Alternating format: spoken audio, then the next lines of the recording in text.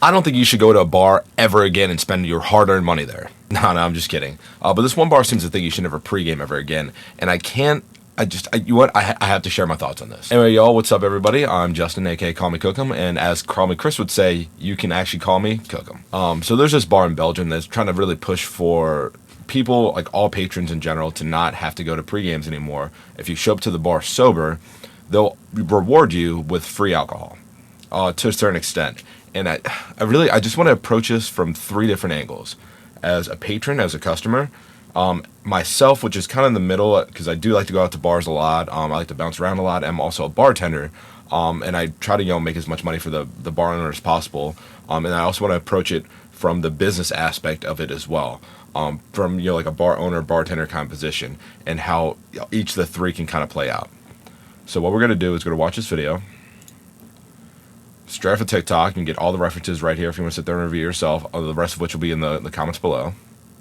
One Belgium town is telling young adults, if you go to big youth events in the quit pre-gaming. That's what this one Belgium town is telling young adults. If you go to big youth events in the town, they're offering optional breathalyzer tests before you enter. If they're legally sober, they'll get a sober coin, which can be redeemed for 3 free beers, with the hope being to kill pre-gaming culture, because that has been linked to more medical emergencies and arrests for disorderly conduct among young adults trying to party but also save money. Quit pre-game.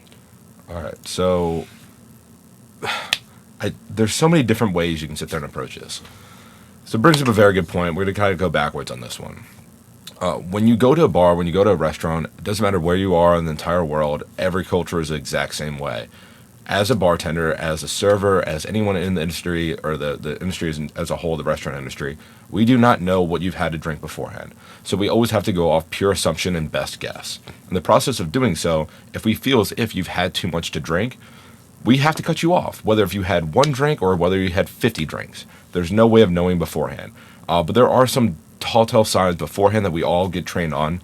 At least here in America, in the area that I'm from, which is Baltimore, Maryland, I have to be trained as tip certified and serve safe. Basically, it's just their fancy way of saying that I passed this 5-hour-long course of being able to look at some person with glossy eyes who's thrown up in the corner and be able to tell people around me that, hey, that person's probably intoxicated. It's aggressively overpriced, but they make you do it. But in addition to that as well, like when you have people coming into bars and restaurants, you don't know what they've done. You don't know if they've done drugs. You don't know whatever it might be. So this bar in Belgium is trying to sit there and push a narrative saying like, hey, if you come in, you blow on a breathalyzer, if you show that you're sober, we'll reward you with 3 free beers. And that's actually really not a bad idea. And I want to approach this as like the kind of funny way, I guess you would say. There are a lot of women in this world that like to get a lot of free alcohol from bars, because like I personally like to sit there and think that if I buy a girl a drink, I might be able to start a conversation with her. Why not? It's worked once before. Why not try it a second time?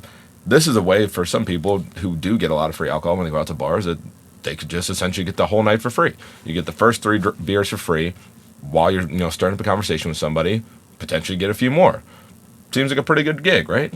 Maybe you don't really have anyone to pregame with and you just want to show up to the bars right away, or maybe you just got off of work and you go straight over to the bar. There's so many benefits and positives from this. But, I mean, there's also some negatives. Like, what if you had a drink at dinner and you want to go to the bar that's more poppin', that's more fun? You don't get a free reward just because you happen to have 1 single glass of wine at dinner. Doesn't really seem all that fair. But I mean, there's some benefits behind doing this. Like those are the very positive things. You get a few free drinks out of it. In addition to that, if you happen to have one single beer when you show up there after blowing nothing in the breathalyzer beforehand, and someone tries to cut you off saying you're intoxicated, you can prove to them with evidence on site saying that you are not inebriated in any way whatsoever. Perhaps you have Asian glow and your face just starts to get a little bit red. It happens to me sometimes when after I take a single shot. Which is a story for a different day. But, I mean, now you have some grounds for your defense, and this might be the only time in history where you can ever argue against a bartender, bar owner, or security, and you can literally prove the fact that you're not inebriated. Seems like a pretty good gig to me. Now, let's approach it from the business standpoint. As a bar owner, as a bartender, and all that nonsense. In doing so, we can know exactly where our patrons lie, like what they've done. We can keep track of them. We can make sure that they're safe. We can make sure that the people they even came in with are also either drunk or not drunk. We're able to we're able to get more business out of it, because if they come in not drinking anywhere else, we might have give them 3 free pints of beer. Let's say even on the higher end. So I live in Baltimore, Maryland. Beers around here are pretty expensive. Let's say it might cost the bar, if you even include the price of the overhead in addition to that of the cost of the actual product itself, it might cost $2 for all 3 of those. I'm taking my watch off. It just rang like 4 times in a row. I don't care who's calling. Jesus.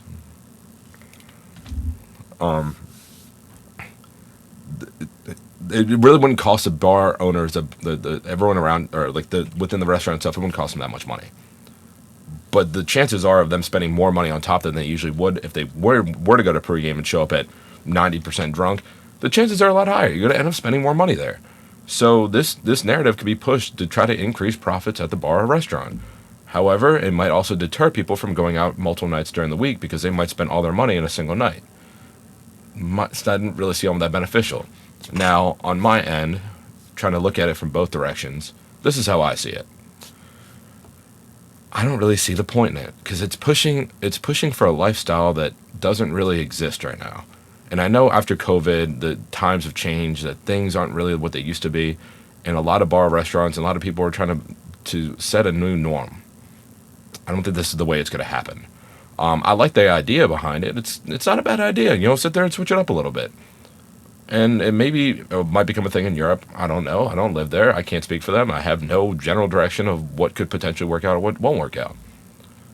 I don't think it's helpful for anyone. I think that the way that things have been playing out now, the way that society's been recovering after COVID, I think we are starting to go to a time period now where people start to go out later, and they're starting to drink a lot more during the fewer hours than going out earlier in the day beforehand, and trying to elongate it with these day drinks. I haven't really been seeing that a whole lot recently. And I'm kind of for it too, because you can have lower overhead at bars, restaurants, decrease prices because the cost of labor is lowering while the supply chain still seems to be increasing. That's not really going to affect this part of the industry. So doing something like this, where you're offering free alcohol for those who show up sober for not pre-gaming, I just don't really think it's going to work. Anyway, I want to see your thoughts on this. If you have any ideas, any concerns, any questions at all, do me a favor, drop in the comments. Love to talk to you about this. I'd love to do more reaction videos like this as well.